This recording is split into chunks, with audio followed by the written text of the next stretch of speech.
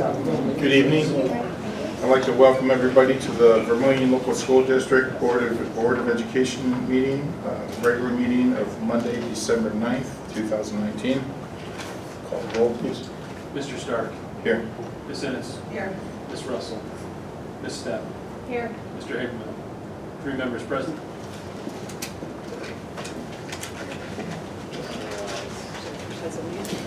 I turned the music off.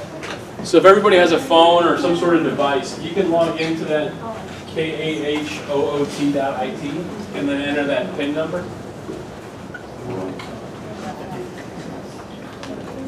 We're going to do a quick game for four questions.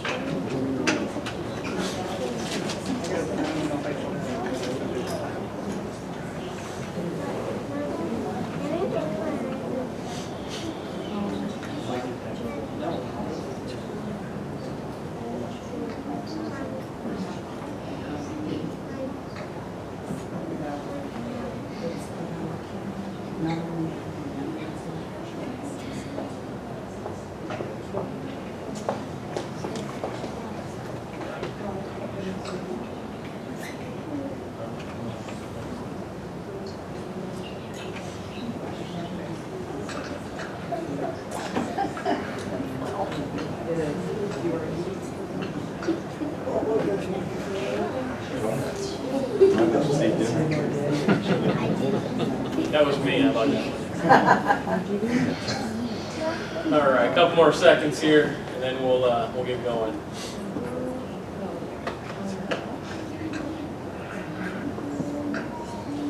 All right.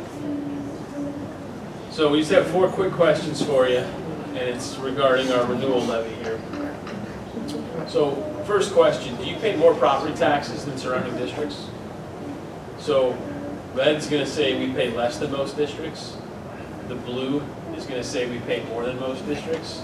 And the gold is going to pay, we pay the same as other districts. So if everybody can click and answer.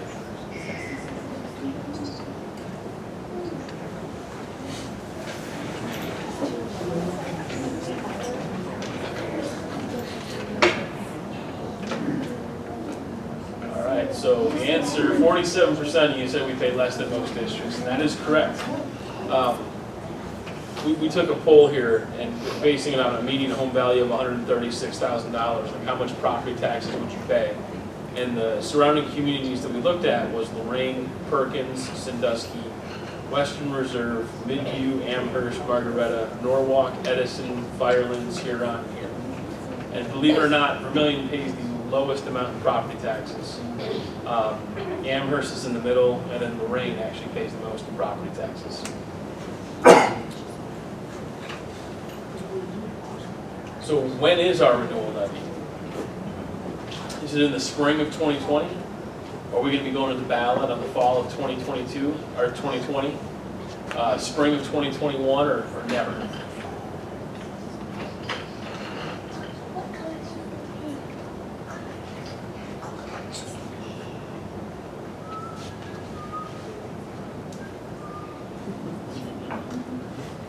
Fall of 2020, 67, that is correct. So our last renewal levy was passed March 15, 2016, with a 65% of the vote. And we will have ballot language starting in the fall there, November actually of 2020. Next question, a renewal levy increases my property taxes. True, false, gold is maybe.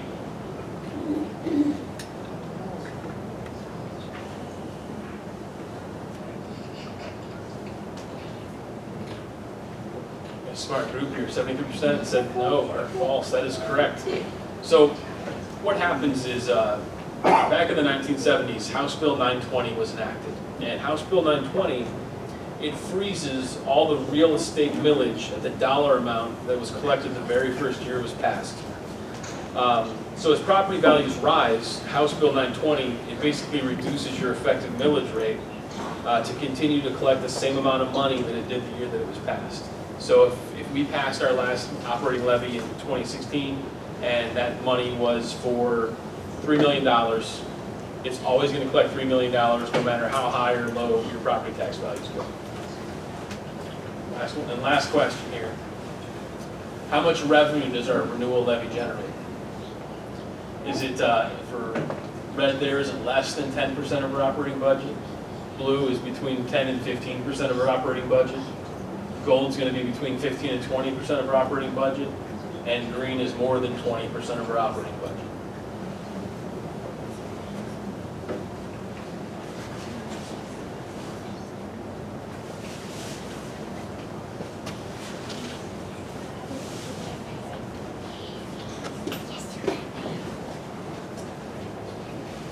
So again, 40% shows between 10 and 15% of our operating budget. Actually, it's 17.9%. So our renewal levy is going to generate $4.2 million, and $4.2 million is about 17–18% of our operating budget. So it's a really big number for a renewal to make sure that, you know, if we don't pass that, the school's going to be down $4.2 million a year. Any questions? If not, let's get on to the important things here. All right, thank you, everybody. That's a competition. That would be a prize. The knowledge you just gained. Come on, man. You get to vote for it. Hey, I was 4 for 4, dadgum.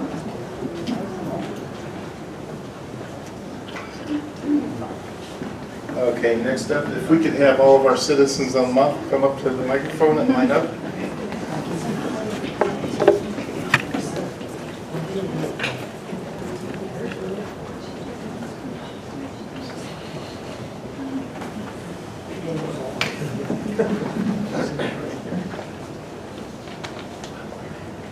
What's your name? What grade are you in? First, Who's your teacher? Frank, this is Frank, And what would you like to do when you grow up? be a teacher. Okay. Stand in the back. Hi, what's your name? Spencer, What grade are you in? first, Who's your teacher? Mrs. Thomas, And what do you want to be when you grow up? a veterinarian, All right. Hi, what's your name? Brinley, What grade are you in? second, And who's your teacher? Miss Garcia, And what do you want to do? a teacher, Hi, what's your name?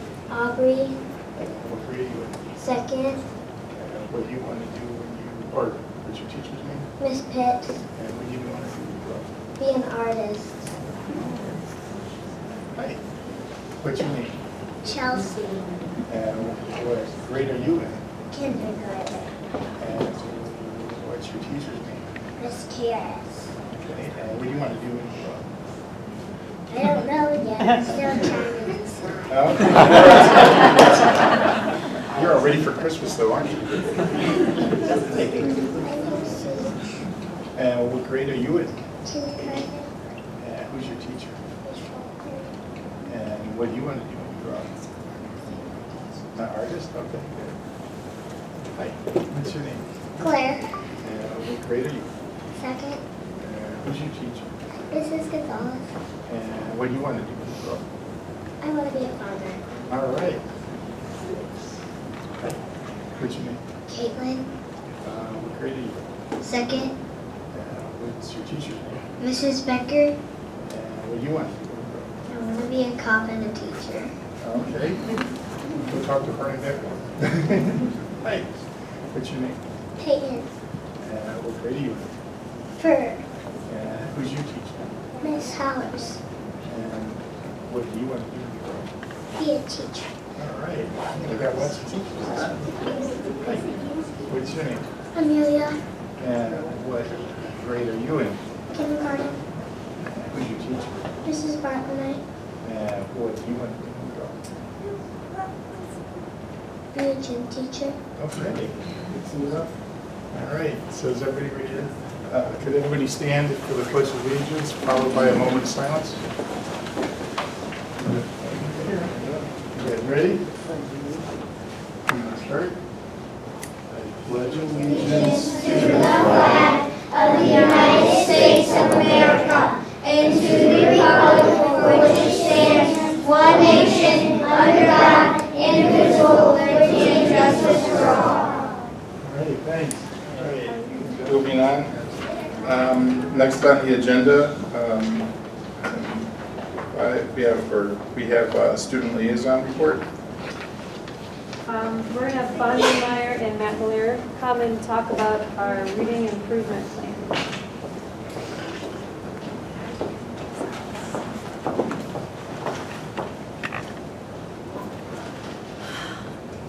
Hi, everybody. So the Vermillion Elementary School team has assembled a reading improvement plan for this year, and we're going to talk about it. So Senate Bill 216, beginning the 2019-2020 school year, when fewer than 80% of the school district students score proficient or higher on the third grade Ohio State test in English language arts, the district must establish a reading improvement plan that will engage credentialed reading specialists, and the school district's Board of Education must approve the plan before the district can begin implementing it, and so that's why we're here today, to talk about the plan for VES. So you were, I believe, sent the actual reading improvement plan. It's lengthy, but it's not really overwhelming, but there's quite a lot on it. So we're just summarizing some of the key points here. So indeed, from the local report card, we were short of the 80% that was required to meet the indicator. So 80 out of 104 of our students passed or were proficient or above, and we needed about 83 kids, so we were close, but not quite. But we did have 100% of the students meet the minimum requirement for the third grade reading guarantee, which is the score on the reading part of that test only, or on an alternative assessment. So indeed, all of our third grade students did meet the requirement to move on to fourth grade, but they needed more than that to get the indicator. Just as I know I talked about the report card a couple of months ago, but the performance index for the elementary school was at a level of a C. The improving at-risk K-3 readers was at a D, and our gap closing, which has to do with those subgroups and whether they're meeting the minimum requirements set down by the state, was an A. So some of the steps that we're looking forward to doing in the action plan, the first step is to complete a reading tiered fidelity inventory to determine an area of focus. So what that is really just taking and ranking ourselves in different areas and determining where the biggest need is. Provide relevant professional development on the science of reading and the simple view of reading. The state of Ohio has adopted the simple view of reading as kind of the pathway for literacy instruction in the state of Ohio. And so we are following that, and just gonna make sure that everybody has a basic understanding of what that is. Conduct a deeper analysis of our current data. Analyze our current practices that we currently have in place. Analyze current resources that we have available to our teachers, and implement evidence-based reading strategies. It doesn't sound like a lot, but it really is. So the Ohio literacy vision that Matt alluded to is really all-encompassing for pre-K to 12. And so a bigger part of our reading improvement plan, while it is designed just for the elementary school and kind of targets our current third graders and will they meet that 8% threshold for this year, is really what the plan is that was presented to you. But in that, if you had a chance to look at it, the goal also includes establishing a literacy plan for the district to look at pre-K to 12. As you recall, the local report card, there was only one level that passed the reading indicator in the district. So it is a systemic issue.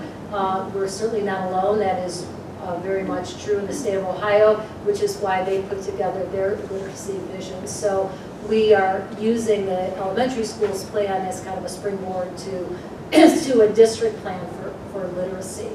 And it does include all learners, so it is including our special education population, all of our subgroups, everybody understanding and moving all students down the path of being reading at grade level as they go through each of the grades, and looking very much at ourselves and what are we doing now and what do we need to be doing in the future. So there are things in that plan that are designed to help us do that. So,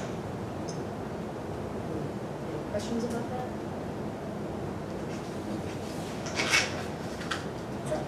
Thank you. Thank you for coming in. Thank you. Thanks, Connie. Thanks, Matt, for working on that.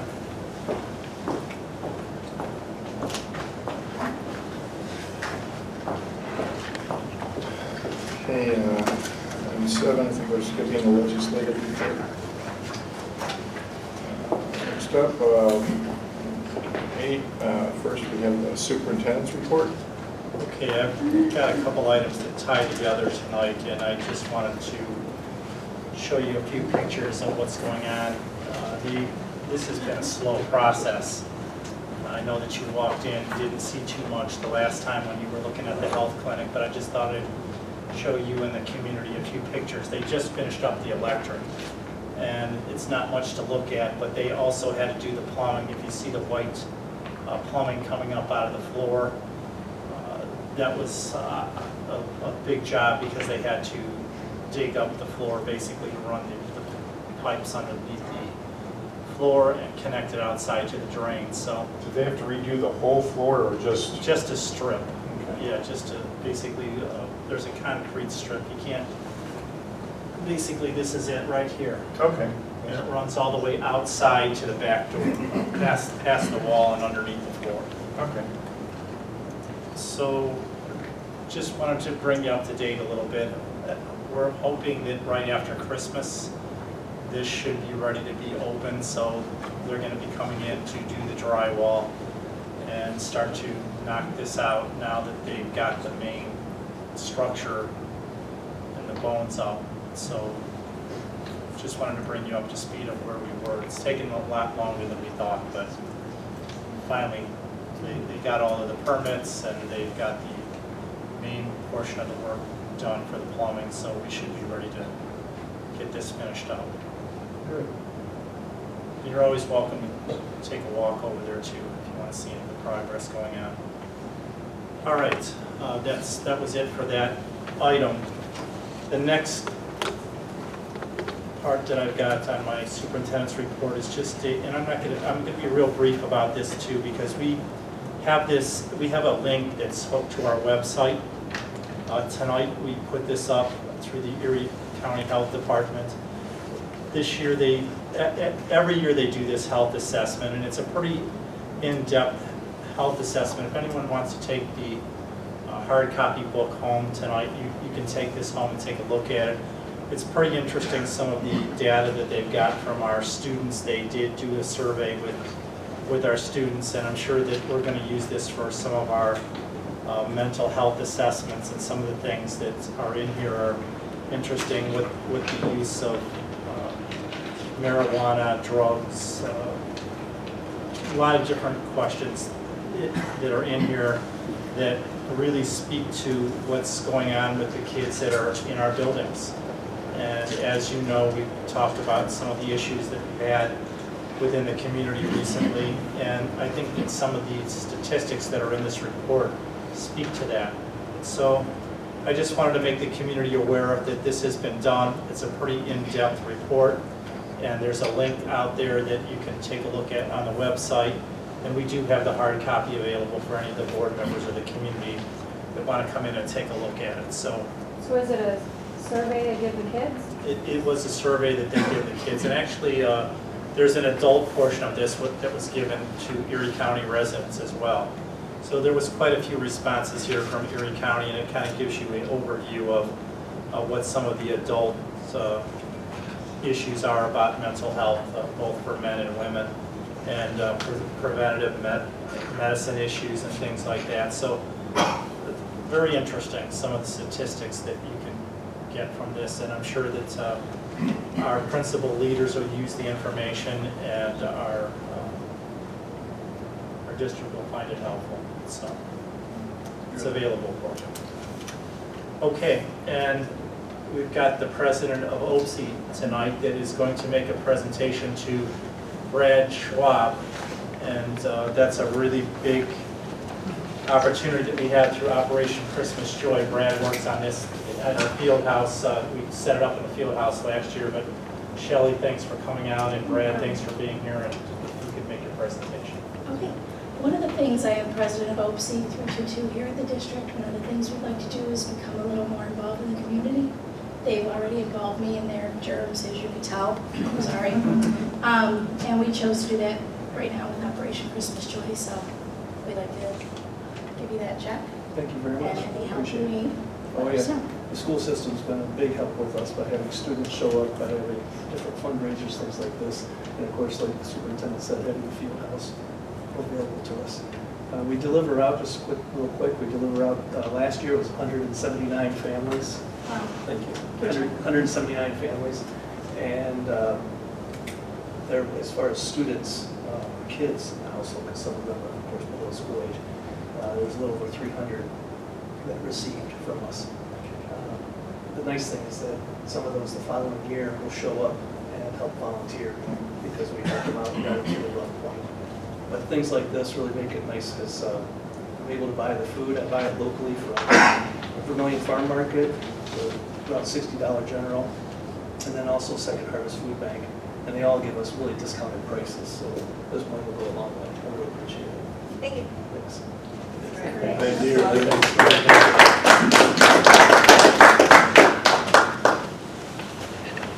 Now I have to go make my name list. Okay, the next item on the superintendent's report is to recommend a resolution to approve the donation of $50,000 from the Adele A. Kavanek Trust. I'll move. A second? Are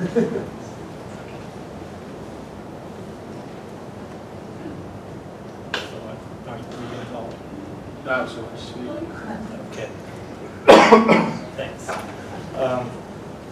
This, Justin and I met with the, this money is going into a trust, and we're going to be the recipient then of the money that is collected in interest off of the trust. This was just a portion, actually, of the money that was first deposited, that will be first deposited into that trust. There's another, I believe, $112,000 that is coming in addition to this $50,000.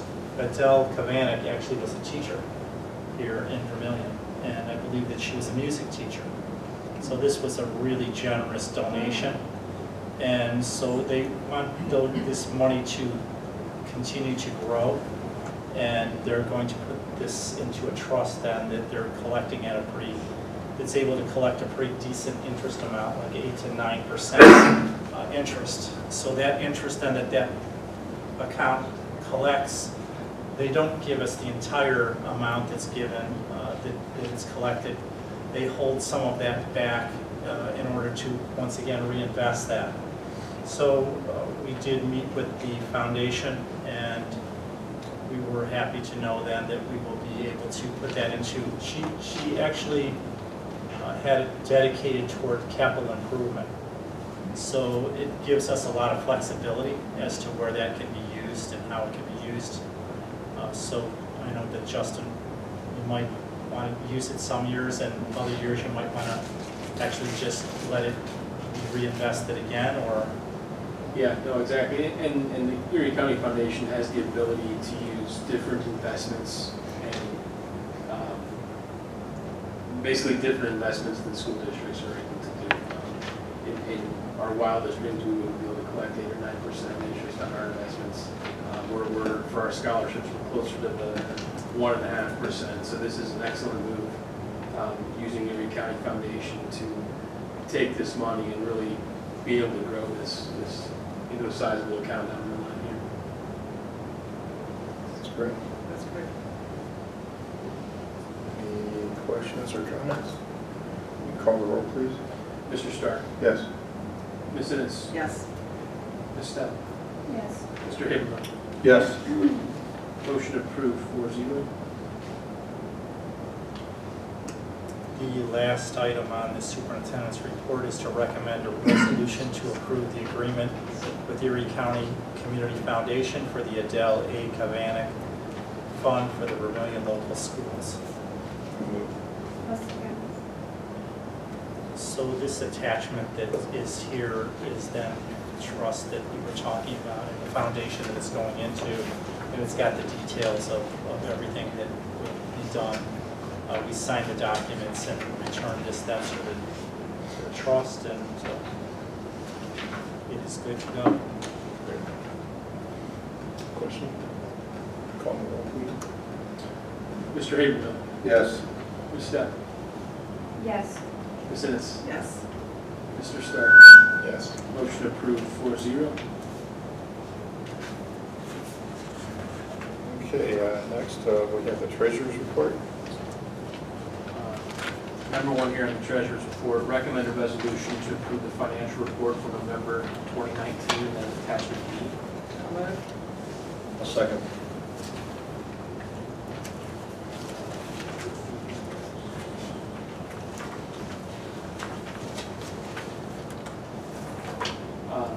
Taking a look at your packet here, looking at the general fund revenue by month.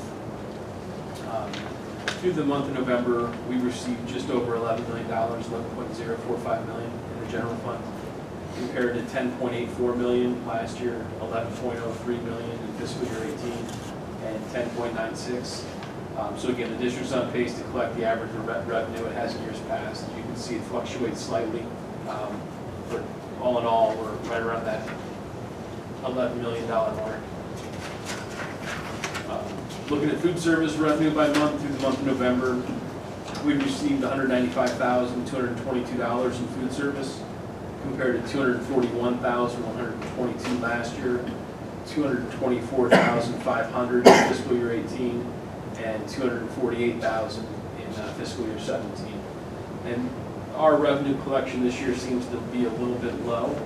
But keep in mind, we did not receive reimbursement from the school nutrition program in July or August because we didn't sell any lunches. And historically, we have received our June payments during the month of July. And also this year, school started prior to Labor Day, which was in September, so we didn't have any revenue for the month of August. So again, once all this flushes out here, we'll be on pace with our food service revenue as well. It doesn't cause any problems starting later, does it? No. Same number of days kids go, just. And then when we take a look at all of our funds combined through the month of November, we've received just over $12.6 million in all funds, compared to $11.4 million in fiscal year 19, which is last year, 12.0 in fiscal year 18, and 12.16 in fiscal year 17. So again, we're on pace with our general fund to collect everything. We're on pace with our food service to collect the same as we have in years past. And when we're looking at all funds, we're on pace to receive just slightly more revenue this year compared to years past. Taking a look at the expenditures, through the month of November, through the general fund, we've expended $10.8 million in the general fund, compared to $9.9 million last year, $10.6 million in fiscal year 18, and $10 million in fiscal year 17. So the district's currently on pace to spend more than it has in previous 3 fiscal years. There's a couple things that attribute to this. One of them is higher negotiated salary costs. Step schedule increase, everybody is a step higher than they were last year at this time. We've also had increases to our health and dental insurance, and we've also hired additional intervention specialists just due to the changing demographics of the school district here. So again, even though we are a little bit higher than that was expected coming into the year here. Moving on to our food service expenditures through the month of November. We've expended just under $300,000 in food service compared to $208,000 last year, $294,000 in fiscal year 18, and $240,000 in fiscal year 17. And again, the reason we have the higher expenditures in food service was by design. We've coded additional salaries toward the food service, and we've also had to purchase additional capital for the cafeterias that we haven't done in years past.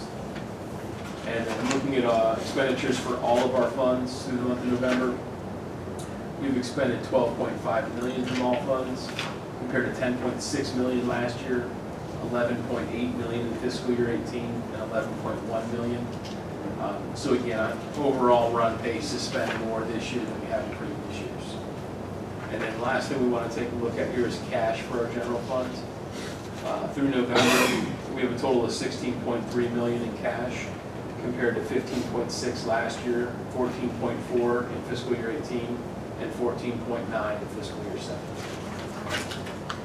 As far as the food service cash goes, through the month of November, we have $273,755 in cash, compared to $332,356 last year, $198,794 in fiscal year 18, and $226,187 in 17. So our cash and our food service fluctuates. It ebbs and flows a little bit with, the equipment that we're buying or just the timing of everything. But again, our main goal is to bring our food service cash down a little bit, because that's a healthy amount of cash that is in our food service fund that we can't spend anywhere else. And then lastly, we want to take a look at all cash. Through the month of November, we have a total of $19.6 million in cash, compared to $18.8 at this time last year, $17.8 in fiscal year 18, and $18.6 million in fiscal year 17. If there aren't any questions, I'll move on to investments. Looking at our investments here through the month of November, we've earned a total of $148,703.92 on interest, compared to this time last year where we earned $141,819.84. So we're pretty much on pace where we were last year. It's a difference of $6,884.38, or just under 5% more this year than we had last year.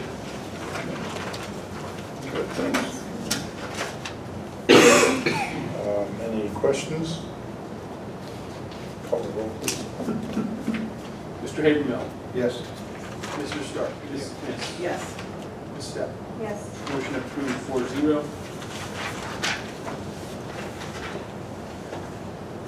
Recommend a resolution to approve payment of $300 from the football donation fundraiser fund to Tim Gentry for filming football games. I'll move. Second.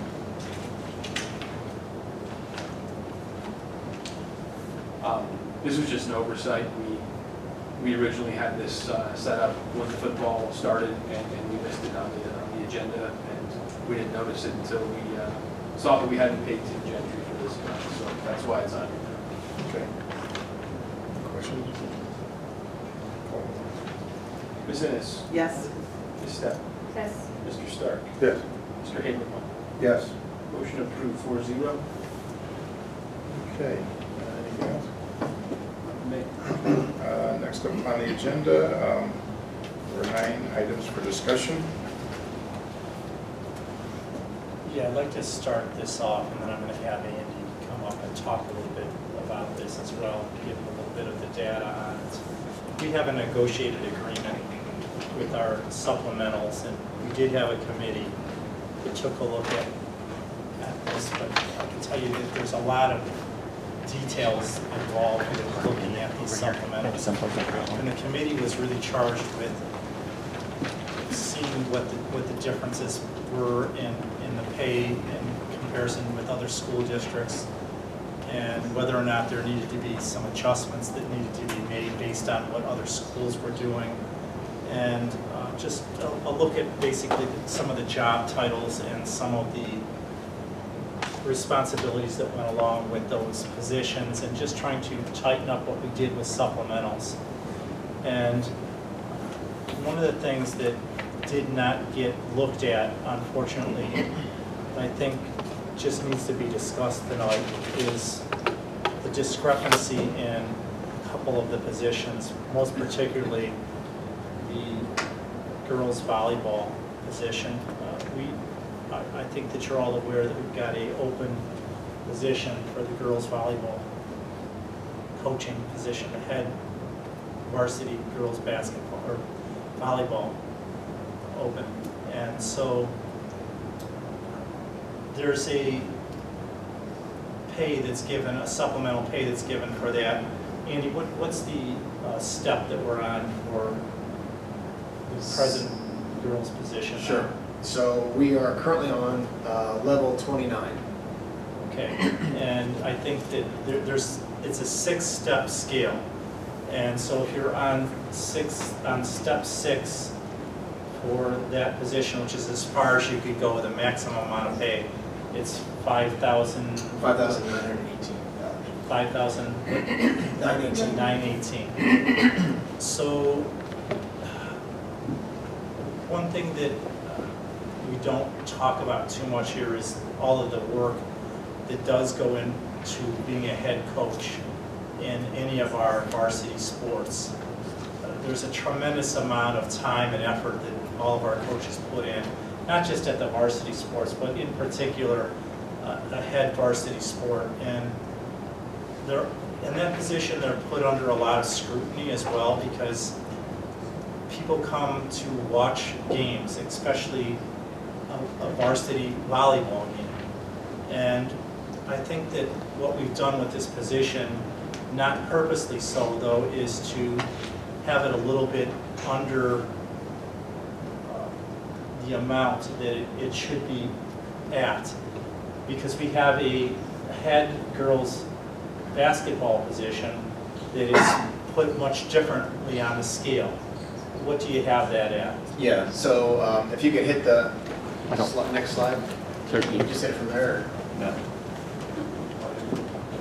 All right, so as Phil was kind of mentioning, so the way this all came about was we're in the process of interviewing and searching for our next head volleyball position. One of the candidates that I'm talking to or was talking to brought it to my attention that she felt we didn't see volleyball on the same level as a district as we do basketball, was her example. Because our supplements, our levels are different. So, like you said, volleyball is currently at level 29 at step 6. That's $5,918 for that supplement. Head boys and girls basketball and wrestling is at a 43. That's level step 6 is $8,429, so about $2,500 difference there. Before this candidate had brought that to my attention, it's honestly, as Phil mentioned, was something I didn't really notice. Didn't really think that was something people looked at, but this was a very sought after candidate that we'd love to bring into our district, and so it made me kind of go in to do some research, and Justin kind of helped me put some research together for this. So essentially looking at paying volleyball head coach at the same level as we do boys and girls basketball and wrestling. There's similar staffing, personnel, similar roster sizes. Volleyball is the 3rd highest revenue producer among our sports. Football, boys basketball are 1 and 2, and then volleyball is 3. So, like I said, Phil, Justin, and I kind of went back and forth about how to begin looking at this, and we thought having a discussion in this forum with you all would probably be a good start. What we did to kind of look further into this is look at those supplemental salaries, which, by the way, each district is very different. Their steps are different, the way they calculate their supplements are different. There's bonuses, some districts have bonuses after so many years of service and so forth. So to go into each of these districts and look and try to figure out what the volleyball head coach position would make over a 15-year period took some doing. But what we came up with was this. So this is over a 15-year period. These are all the schools in our division. So Perkins, Tiffin, Clyde, us, Sandusky, Bellevue, Norwalk. Over a 15-year period, we landed right in the middle in terms of the head volleyball position. The highest was Norwalk at $103,541 over a 15-year period. The lowest was Perkins at $72,022 over a 15-year period. So when looking at comparison, like I said, Vermillion was right smack in the middle of those 7 schools, of 6 other schools we compete against. So Andy, just a question about Yep. that. Is that, so Vermillion, we had a coach that was maxed out Yes. on the steps. Right. We don't know whether those coaches were maxed out on their steps, or do you know that? So every district is different. What I looked at if someone started with one district and stayed 15 years, what would their total supplemental income be over that time period? Oh, Okay. Yes, and the reason too for having 15 years is, we have a 6-step salary schedule there. Some might have a 12-step where, and so you have to go through a certain length of time to get to the point where a schedule has stopped and there's been a year or two. So that's why you're seeing 15. Trying to compare apples to apples, and like Justin said, you've got to kind of go out that far to really get a good overview of what you're looking at. So that's kind of what brought this discussion up and why we want to look at it, discuss it, field any questions, thoughts. Not that it really matters to me because the time is still put in, but is there a big difference between number of games played between basketball and volleyball? How much? Yeah, so volleyball is at 24 games, and basketball they're 22, right? 20, yeah, it's 22. It's 22 and 22. I'm sorry. Volleyball is 22, and so is basketball 22. Yes, that's right. Yeah, same amount of games. Besides Seasons the are head coach, I do have a question about the volleyball coaching staff. sure. I don't have an issue with any of them. I think they're wonderful. But why do we have the same coach for 7th and 8th grade? Couldn't find another person to I do. think that would be difficult for the coach. Yeah, we have had that in the past. We've had 2 people in the past. This was the second year we've had the same coach do both. Had a hard time finding another coach for that level, and this particular coach that currently does 7th and 8th grade she was does a good okay. Yeah, she worked out her schedule. We worked out in terms of practicing, and we made it work. Obviously, we wouldn't have done that if she wouldn't have been Right. comfortable with it, but I was just It's not curious. ideal. it's not ideal, I think certainly it would not. be difficult for her and the kids It just goes to show you how difficult it is to to find a find good. good coaches. And Yeah. again, as Phil said, for the time they put in and you get to the varsity level with the scrutiny they're under, Right. it's hard to fill those sometimes. So part of this that we have to look at is, as I opened up with, this is in the negotiated agreement, and there's nothing legally binding us as a board or a district to say that we need to do this, or nothing's forcing us to do this. This only came about because of the reason that Andy said, and it just makes us think about the equity of it and the fairness of it. And the problem that I'm just going to be transparent about too is that this might, if we do approve something like this, it might open up more issues, because then you've got track, and track is being paid at a, Track and volleyball currently are at the same level. okay, so Yeah. that's arguable then, maybe that track coach might not want to come to us and say, what about track? And what about the time and effort that I put in with that?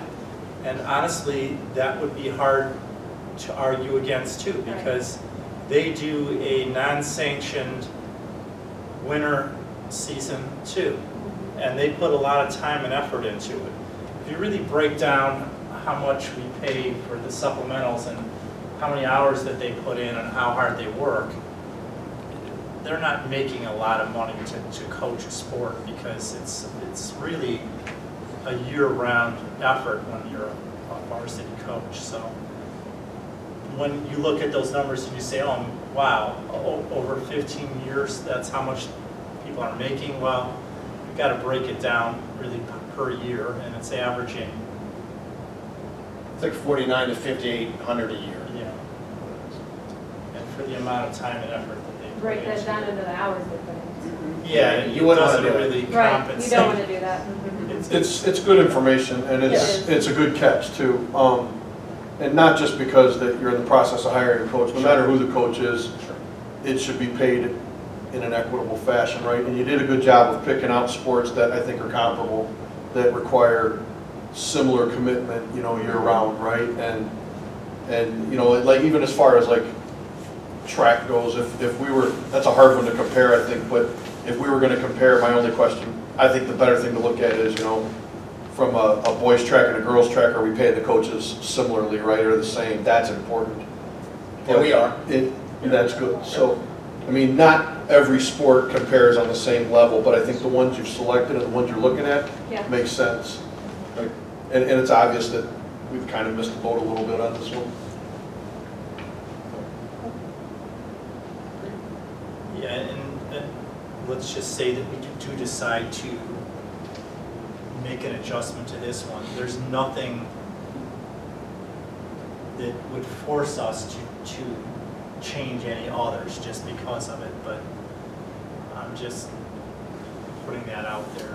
But it most likely could possibly cause some controversy to some degree between coaches and the other sports, just so we know it. We just need to be prepared that if we do decide to do something with this, we might get another coach in another sport that would come to us. And for that matter, it could be outside of sports, because we have a lot of other activities that people will start to say, well, look at how much time and effort I'm putting into, and I'm not saying speech and debate will do Right. this, but how about speech and debate, or how about drama, or how about something else? So you never know. I'm just preparing us for that in the event that as a board we do decide to raise it. But that could happen anytime, anywhere. I just think, I mean, right now, we're focusing on Volleyball. something that is comparable to some other sports that's not being paid equally. So, I mean, this is one that I think we can address without having to open the entire can of worms, right? Right. So, So is it the board's desire then to bring this back next board meeting for a vote? fine with I'm that. good with that. I mean, I guess, so do we even vote on that? I mean, Yeah, because we're going to have to change the contract, the supplemental contract? Yeah. So we have to do an. Do you? I mean, you're in the process of hiring a new coach. Can't you bring the new coach in at the level you want? No, because they're on It's a set salary schedule. it's much like the teacher's salary, where they're on certain steps and certain, if you have a master's, you're on, this is what you're getting paid. Okay. So we'll have to change the supplemental salary schedule Okay. for volleyball. I don't know if that, does that, thinking about it, if that would What MOU? require an MOU. Probably because we've made a change to Yeah, us. we'll have to have BTAs also. Yeah. I'm sure they're not gonna reject it because we're giving Yeah. a member more money. Well, yeah, we'll prepare something then and provide it to you next board. Next meeting. That sounds good. Okay. All right, great, thank you. Thank you. Thanks. Thanks, Andy. Sure. Okay, item 10, the consent agenda. Oh, do we have anything else? Is there any other discussion? I don't have any. Okay, item 10, consent agenda. The superintendent and treasurer recommend that the Board of Education approve the consent agenda items. Actions by the Board of Education in adoption of the consent agenda means that all items are adopted by one single motion unless a member of the board, the treasurer, or the superintendent requests that any such item be removed from the consent agenda and voted upon separately. Number 1, minutes of the November 11th, 2019 regular meeting, attachment C. Number 2, adopt revisions to the following district policies and accompanying guidelines as recommended by Neola for the second read. Policy 1310, 1340, 1520, 1521, 1615, 2431,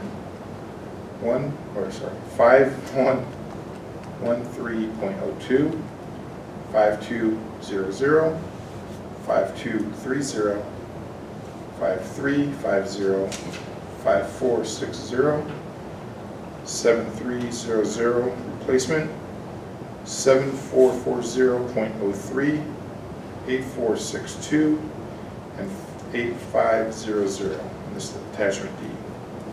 Number 3, approve the reading improvement plan for Vermillion Elementary School 2019-2020, attachment E. 4, approve the service agreement between ESC of Lorraine County and Vermillion Local Schools to provide a literacy consultant, Olivia Weissman, for 2 days at a cost of $1,100 to work with the Vermillion Elementary on reading improvement plan. Number 5, approve the update to the student activity guide, attachment F. Number 6, approve the renewal of Chad Coolidge as a member of the Board of Trustees of the Ritter Public Library. Number 7, approve 4 additional preschool scholarships, $500 each for the remainder of the 2019-2020 school year. Number 8, approve the following employment actions. 1-year classified contract for the 2019-2020 contract year. Cindy Akers, General Administrative Assistant, 32 hours a week for 17.71 hours. 17.71%. Okay. Number 9, 1-year additional duties contract for the 2019-2020 contract year as listed. Number 10, 1-year special projects for the 2019-2020 contract year at a rate of $28 an hour as listed. Number 11, 1-year supplemental contract for the 2019-2020 contract year as listed.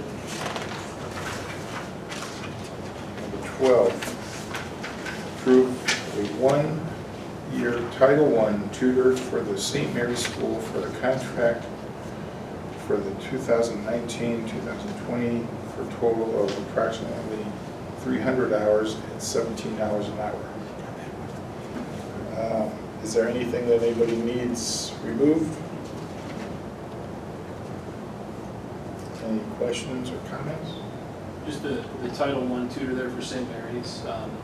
That's just a pass-through. When we originally wrote up all of our budget details for our federal grants, we had originally said, and we originally had planned that Vermillion would provide a Title I tutor for St. Mary's. However, due to our staffing levels, we weren't able to do that, so we had to outsource the Vermillion, so I can get reimbursed, so we can get reimbursed for how the federal schedule is working here. Okay. But yeah, that was originally planned to be one of our employees, and we just don't have the capacity to do that. I have a question on number 11. The one supplemental says updated. It's John Austin. Is that something we voted on before that's just being, is it something different or? I think initially he was, there's 2 people that were going to split that contract, Okay. and we just ended up going. You're right. I remember that. Yeah. Yep. I do. Thank you. Any other questions? Call the roll, please. I have to move. Oh. I'll move. I'll second.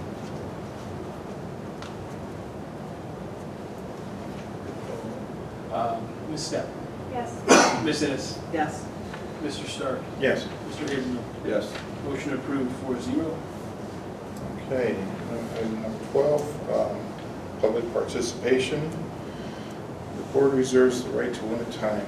The public participation section of the Board of Education's agenda is specifically designed for the public to address the board with their compliments, concerns, and/or questions. The board welcomes your comments. If you wish to address the board regarding a problem, the board would remind you of 2 things. First, your comments should be factual and respectful of the rights of others. Second, before coming to the board with specific problems, you should have addressed the problem with the appropriate teacher, staff member, or administrator. For your information, have first, the rules governing the public participation section of the agenda can be found on the last page of your brochure, the Vermillion Local Schools Board of Education meeting.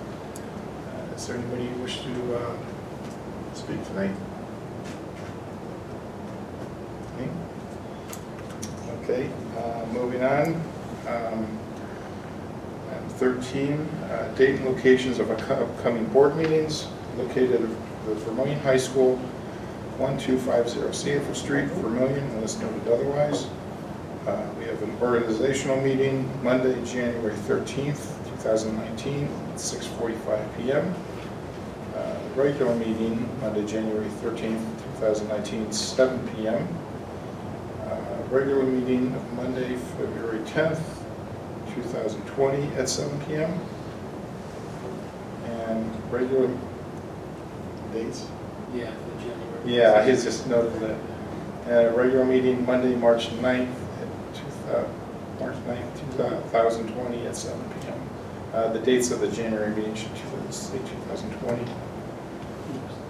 Those dates too.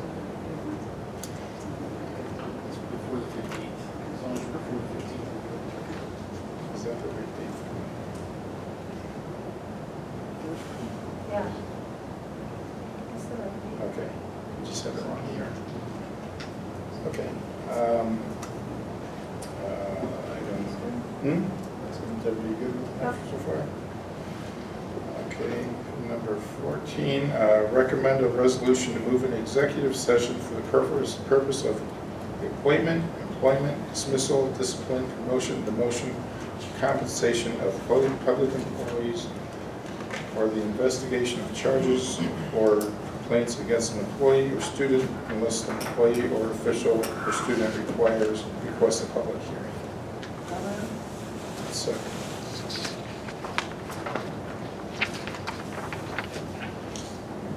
Call roll, please. Mr. Habermill.